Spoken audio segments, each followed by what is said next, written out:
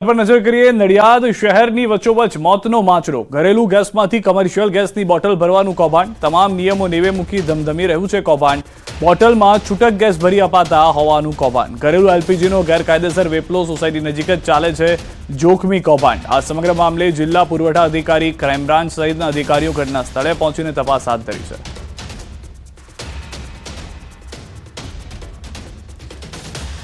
तो दृश्यों आप જોઈ રહ્યા છો એક બે નહીં અસંખ્ય બાટલાઓ ત્યાં જોવા મળી રહ્યા છે કે જે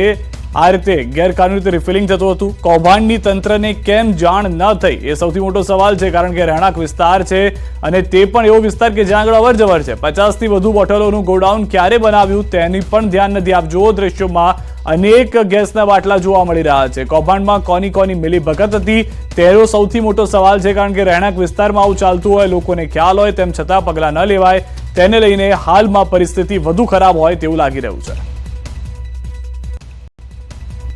પોલીસે એક તપાસ કરી છે નવરંગ સોસાયટીમાં નડિયાદમાં અને અહીંયા આવતા આપણાને એલપીજી ગેસ સિલિન્ડર્સ મળી આવ્યા છે બોથ આપણાને કમર્શિયલ અને જે ડોમેસ્ટિક યુઝ માટેના જે એલપીજી સિલિન્ડર છે એ મળી આવ્યા છે અને આપણે પૂછ્યું છે જે વ્યક્તિ આ ચલાવતો હતો એની પાસે કોઈ પરવાનો છે નહીં એટલે ગેરકાયદેસર રીતે ચલાવી રહ્યા હતા અહીંયા ગેરકાયદેસર રીતે સંગ્રહ કરવામાં આવ્યો છે બિલકુલ એ ખૂબ જ ગંભીર બાબત છે અને એમાં કાર્યવાહી ચાલુ છે। એલિસબ્રિજ વિસ્તારમાં 20 લાખની લૂંટ આંગડિયા પેઢીમાંથી રૂપિયા લઈને નીકળેલા ડ્રાઈવર સાથે લૂંટ ગાડીના કાચ તોડીને 20 લાખ ભરેલી બેગની લૂંટ કરવામાં આવી એક્ટિવા પર આવેલા બે શખ્સોએ અકસ્માત થયો કહીને ડ્રાઈવરને રોક્યો હતો સુરેશ ગરાસિયા નામના ડ્રાઈવરે નોંધાવી હતી ફરિયાદ એલિસબ્રિજ પોલીસે ગુનો નોંધી તપાસ હાથ ધરી છે।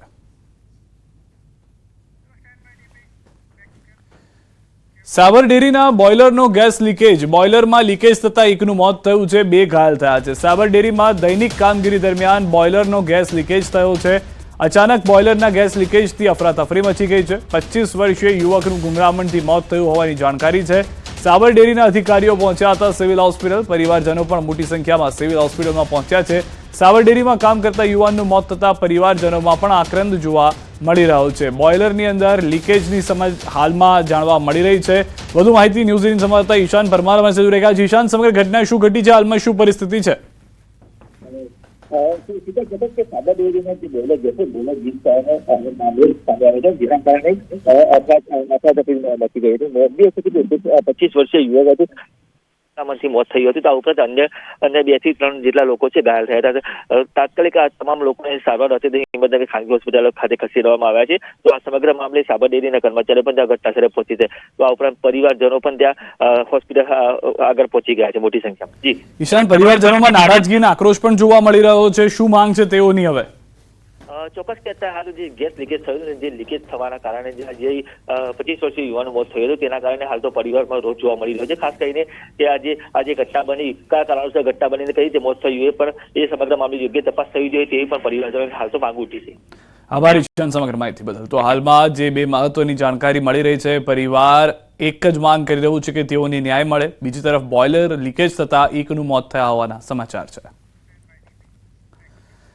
ભાવનગર પંથકમાં ખાતરની થેલીમાંથી ફરી પથ્થર નીકળતા ખેડૂતો રોષે ભરાયા છે કનાડ ગામના ખેડૂતે ખરીદ્યું હતું ડીએપી ખાતરમાંથી પથ્થર અને કાંકરા નીકળ્યા વાવણી માટે પાયાનું ખાતર ગણાતા ડીએપી ખાતરમાંથી પથ્થર અને કાંકરા નીકળતા ખેડૂતોમાં રોષ ફેલાયો છે કનાડ ગામના ખેડૂત કૃપાલસિંહે ડેપોમાંથી 2 થેલા ભારત ડીએપી ખાતર ખરીદ્યું હતું આ ખાતર ખેતીની જમીનમાં નાખવા માટે બોરીઓ ખોલતા અંદરથી ખાતર અલગ જ રંગનું નીકળ્યું હતું જેમાં કાંકરા પથ્થર અને માટી નીકળી હતી ભારત ડીએપી ખાતર આવી રીતે ભેળસેળવાળું નીકળતા ખેડૂતોમાં રોષ ફેલાયો છે।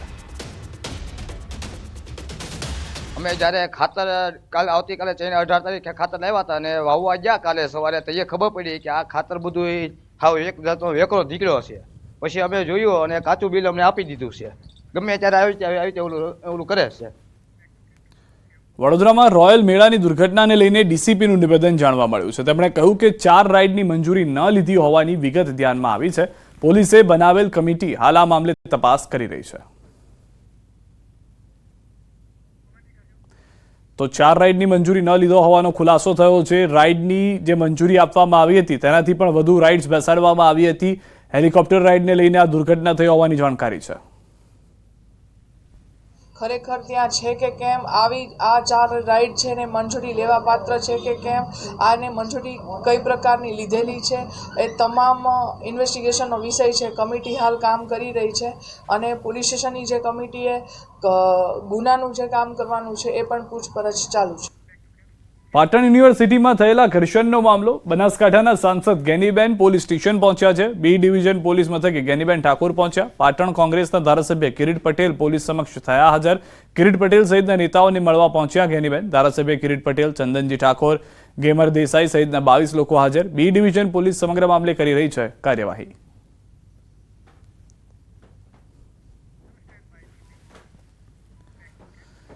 ભાજપના મવડી મંડળના નિર્ણયથી સાંસદ મનસુખ વસાવા નારાજ છે. ભરૂચના ઝઘડિયામાં પ્રમુખ તરીકે સંદીપ પટેલની વરણી સામે વિરોધ નોંધાવ્યો. સોશિયલ મીડિયા પર પોસ્ટ કરીને પણ ઠાલવી વ્યથા અને એની માનસિકતા ભાજપની નથી તેવી કમેન્ટ પણ કરી. લોકસભા ચૂંટણીમાં મારી વિરુદ્ધ કામ કર્યું. વર્ષોથી સંગઠનમાં મહેનત કરી રહેલા